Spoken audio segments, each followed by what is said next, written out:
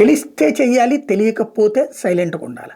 తెలిసి తెలియని మాటలు మాట్లాడేస్తే ఆ తర్వాత సమస్య. నేను శ్రీవాణి టిక్కెట్ల విషయంలో ఇంతకుముందే చెప్పా. తప్పుడు ప్రచారాలు చేసుకుంటూ బతికేస్తున్నారు. శ్రీవాణి టిక్కెట్లలో డబ్బులు తిరుమల తిరుపతి దేవస్థానం దుర్వినియోగం చేసింది అనేటువంటి తప్పుడు ప్రచారం చేశారు. ఆ టిక్కెట్లు ఎవరు తీయలేరు. ఎందుకంటే బ్రేక్ దర్శనానికి వాళ్ళ కాళ్ళ ఎళ్ళబడి వీళ్ళ కాళ్ళ ఎళ్ళబడి అప్పటికే దాంట్లో బోలెడని అవినీతులు అవకతవకలు జరుగుతున్నాయి. శ్రీవారికి సంబంధించినటువంటి ఆ దర్శనం టిక్కెట్లకు సంబంధించి జరుగుతున్నటువంటి అవకతవకల నిరోధానికి ఇది బాగా పనికొచ్చింది. మనం వెళ్ళి ఏ ఎమ్మెల్యేనో ఏ ఎంపీనో కాళ్ళ ఎళ్ళబడి ఆయనకి రోజుకు ఒక కోటా ఉంటుంది. ఆ ఒక్క కోటా ఏడాదికి ముందే అయిపోతూ ఉంటుంది. ఇంకా ఎవరో ఒకళ్ళు లెక్క ఉంటా ఉంటుంది. ఆ తిప్పల కంటే 10,000 రూపాయలు పోతే పోయింది అనుకునేటటువంటి వాళ్ళు ఎక్కువ మంది ఉంటారు. ఎమ్మెల్యేల దగ్గరకు వచ్చేవాళ్ళు వాళ్ళకి 10,000 రూపాయలు పెట్టి టికెట్ తీసుకుని వెళ్తారు. ప్లస్ ఆ డబ్బులతో గుళ్ళు కడుతున్నారు దళిత వాడల్లో, గిరిజన వాడల్లో. అది ఆపితే గనక ఆ గుళ్ళకి డబ్బులు ఎవరిస్తారు? టీటీడీ నిధుల్లో నుంచి ఇస్తారా? ఇది ఆలోచించుకోవాలి. అనవసరమైనటువంటి ప్రచారం చేస్తున్నారు, తప్పుడు ప్రచారం. ఇది తీస్తే ప్రమాదం అన్నటువంటిది. చైర్మన్ గారేం తీయాలని ఫైనల్గా తీయలేదు ఈ రోజు వరకు. నిన్న ఇద్దరు చైర్మన్ ఏది ఈఓ గారి మన సీఎం గారి ఎదురుగుండానే ఈ గొడవ నడుస్తుంది. ఇది సమన్వయ లోపంకి ప్రధాన సాక్ష్యం. నెంబర్ 1. ఇప్పుడు ఏమంటున్నారు మళ్ళీ అంటే మనకి తెలియకపోతే తెలుసుకుని మాట్లాడాలి.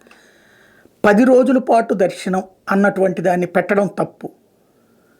ఇవాళ 10 రోజులలో 8 లక్షల మందికి దర్శనం చేపిస్తానని చెప్పేసి చెప్పింది టీటీడీ. ఆ సందర్భంగా పిలవడం వల్ల తొక్కిసలాట జరిగింది. అసలేంటి కూపన్స్ అక్కడ ఎవరికి ఇవ్వాలి?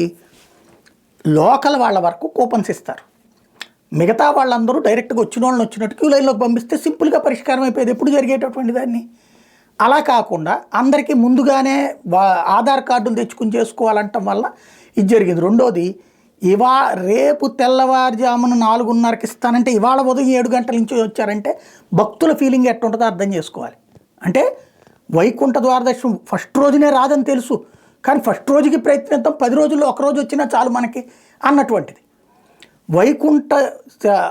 వైష్ణవ సంప్రదాయం తెలిసిన వాళ్ళందరికీ, శ్రీరంగం వెళ్ళిన వాళ్ళకి, మేల్కోటేకి వెళ్ళిన వాళ్ళకి, ఇతర ఆలయాలలో 10 రోజుల పాటు వైకుంఠ ద్వారదర్శనం ఉంటుందన్న సంగతి తెలుసు. ప్రధాన ఆలయాలు అదే సంప్రదాయం తిరుపతిలోకి గత 5 ఏళ్ల క్రితం తీసుకొచ్చారు. అది కూడా ముందు వేద పండితులు వాళ్ళతో చర్చించిన తర్వాతన వాళ్ళు ఈ వేద కాలమానాలని లెక్క కట్టిన తర్వాతన చేసినటువంటి ప్రక్రియ. ఏది శ్రీనివాసుడు ఉదయం పూట అంటే ఆయన నిద్ర లేచిన సమయాన్ని ఉత్తరాయణం, నిద్రించే సమయాన్ని దక్షిణాయనం అంటారు. మనకి భీష్ముడు కూడా ఉత్తరాయణం వచ్చాక నేను చనిపోవాలని కోరుకుని స్వచ్ఛంద మరణంలో ఆగాడన్నటువంటి విషయం కూడా మనం మహాభారతంలో చెప్పుకుంటాం. అంతటి ఇంపార్టెన్స్ ఉంది. తెల్లవారుజామున ఆయన లేచిన తర్వాత, నిద్ర లేచిన తర్వాత 40 నిమిషాల సేపు వైకుంఠంలో ముక్కోటి దేవతలకి దర్శనమిస్తాడు. ఆ దర్శనమిచ్చేటటువంటి సమయాన్నే ఈ మన వైకుంఠ ఏకాదశి అనేటటువంటిది. ఆయనకి భూమి మీదన ఒక ఏడాది, ఆయనకు ఒక రోజు. అది సంప్రదాయం చెప్పేటటువంటి లెక్క. కాబట్టి ఆ 40 నిమిషాలు ఆయన కేటాయించేటటువంటి సమయాన్ని పూర్తి స్థాయిలో చెప్తే 10 రోజుల పాటు భూమి మీద అన్నటువంటిది లెక్క కట్టడం వల్ల జరుగుతోంది. మిగతా ఆలయాల్లో ఎప్పటి నుంచినో నడుస్తోంది. తిరుమల తిరుపతి దేవస్థానం ఇప్పుడు పెట్టింది. ఇప్పుడు అది తీసేస్తే ఇప్పుడు ఎంతమందికి ఉంటుంది అప్పుడు ఆ రోజున? 70,000 నుంచి 80,000 దర్శనం. ఇద్దరికంటే 2 రోజులు అంటే 1,60,000 దర్శనం చేసి ఇవ్వగలుగుతారు వీళ్ళు. మరి అది కరెక్ట్ అవుతుందా? టీటీడీ 7-8 లక్షల మంది దర్శనం చేసుకునేదాన్ని దాన్ని తీసేసి 1,00,00,000-1,50,000 మంది కంటే అప్పుడు ఇంకా ఎంత ప్రెషర్ పెరుగుతుంది? ప్రాక్టికల్గా ఆలోచించాల్సిన ఇట్లాంటి ఇష్యూస్ అన్నీ కూడా. ఏది పడితే అది వేగ్గా మాట్లాడేస్తున్నాం. వెంకటేశ్వర స్వామికి సంబంధించినటువంటిది, టీటీడీకి సంబంధించినటువంటిది. మరొకటి క్యూ లైన్లకు సంబంధించి అట్లాగా ముందు టోకెన్ల కోసం వస్తే ప్రాక్టికల్గా ఆలోచించి ఉండాలి కదా.